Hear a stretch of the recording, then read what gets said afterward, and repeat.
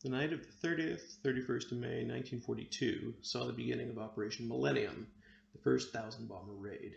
To get such a number, aircraft from Operational Training Units, OTUs, were also sent out along with regular Bomber Command aircraft.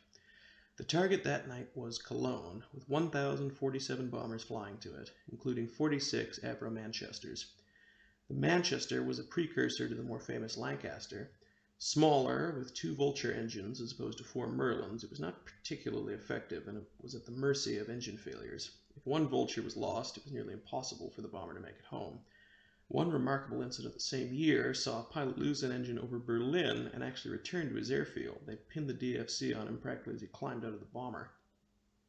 One of the squadrons flying Manchesters that night was 50 Squadron. One of its pilots was 20-year-old Flying Officer Leslie MANSER. Born in India, his father was a civil engineer there. He had tried to enlist in the Royal Navy and the British Army, but had been turned down. Fortunately, the RAF accepted him in the summer of 1940. He flew operations at Hamptons and had a spell as an instructor before returning to an operational squadron and converting to Manchesters in April 1942. As his bomber approached Cologne, it was caught by searchlights and took heavy fire from the ground. Flying Officer Manser stayed on his course and dropped his bombs, albeit from only 7,000 feet. In flying back out of the city, the Manchester was hit many times more, the rear gunner being wounded and the port engine starting to overheat. From a low of 1,000 feet, the pilot got back up to 2,000 before the damaged engine caught fire. The fire was put out, but so was the engine. Manchester steadily lost height and speed, in spite of the crew jettisoning all the equipment that they could.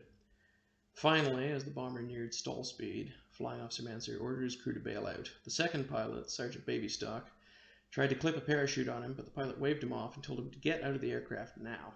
All of his crew escaped and survived, even Sergeant Babystock, who was too low for his parachute to open, but lived anyway as he landed in water, but at the cost of his own escape.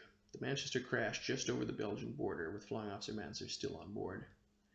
It was some time before the surviving crewmen evaded capture and made it back to Britain, but nearly 5 months after that raid, a Victoria Cross was announced.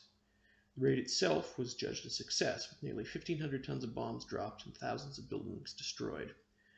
2 more 1,000-bomber raids were staged later in June, one against Essen and one against Bremen. The cloud cover made both those raids much less effective, and no more were attempted.